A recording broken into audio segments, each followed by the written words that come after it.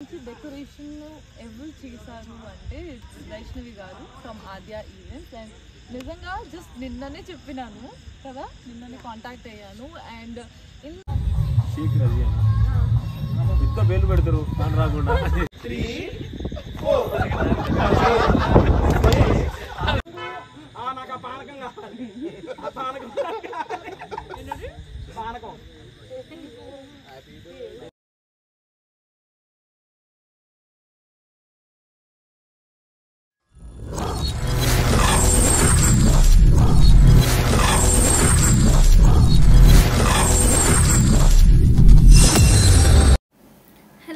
Welcome to my YouTube channel Shaik Razia official.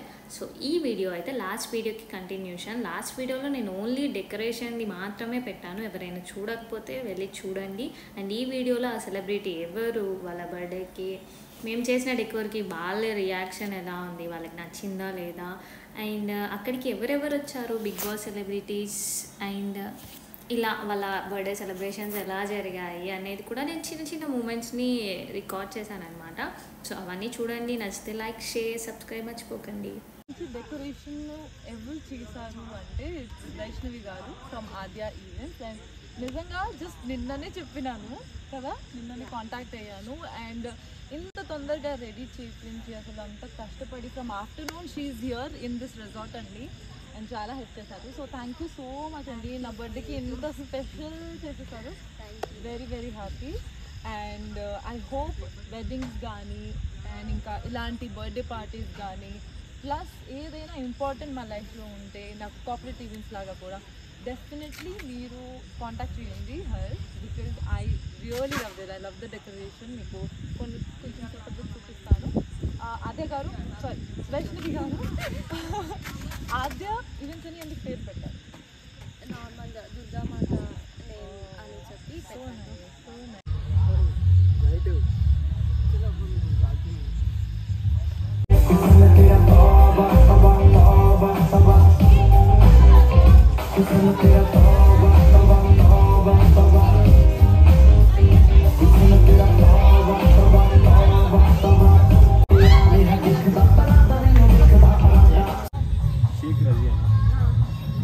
వేలు పెడతారు దాని రాకుండా దగ్గర రాక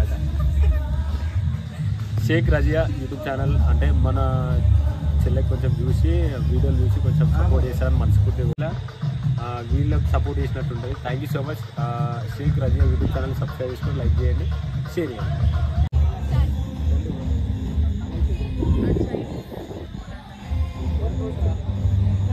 ఒక ఫ్రేమ్లో అందరూ వస్తారు.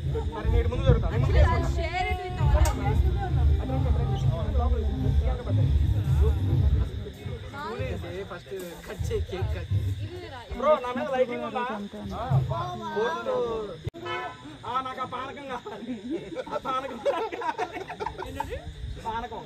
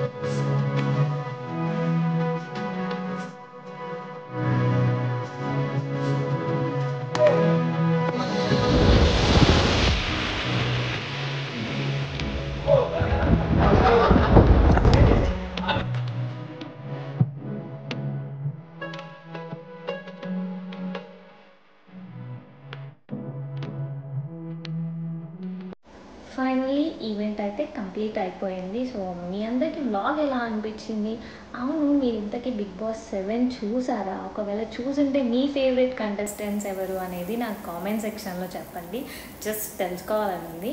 మా డే అయితే చాలా హ్యాపీగా అయింది, బట్ తల కూడా అంతే బరువు ఎక్కిపోయింది బికాజ్ ఆ హెక్టిక్ వర్క్ వర్క్ అంటే డబుల్ టైం జర్నీ చేశాను, ఫుడ్ సరిగ్గా లేదు, అండ్ నైట్ ఆ టైం అయిపోయింది. సో నిద్ర వస్తుంది, అన్ని రకాల ప్రాబ్లమ్స్ అన్నీ నాకే వచ్చినట్టు అనిపించింది ఆ రోజు. బట్ వాళ్ళందరినీ కలిసాను కాబట్టి I'm very happy for that. And అప్పుడు మీకు టైం చూపిస్తున్నాను నేను. నైట్ 1 అయింది, ఇంటికి రీచ్ అయ్యేసరికి ఆల్మోస్ట్ 3 అయింది. మీన్స్ ఆల్మోస్ట్ ఒక 12 hours అయితే మేము అక్కడే ఉన్నాము. ఎందుకంటే నెక్స్ట్ డే ఇంకో ఈవెంట్ ఉందన్నమాట. సో దానికోసం అని మళ్ళీ అంత దూరం వచ్చి అవన్నీ తీసుకెళ్ళలేక కంప్లీట్ అయిపోయేదాకా ఉండి వాళ్ళతో ఒక ఫుల్ డే కాదు, ఒక ఈవినింగ్ అంతా హ్యాపీగా స్పెండ్ చేసాము. సో నా వ్లాగ్ మీకు ఎలా అనిపించింది?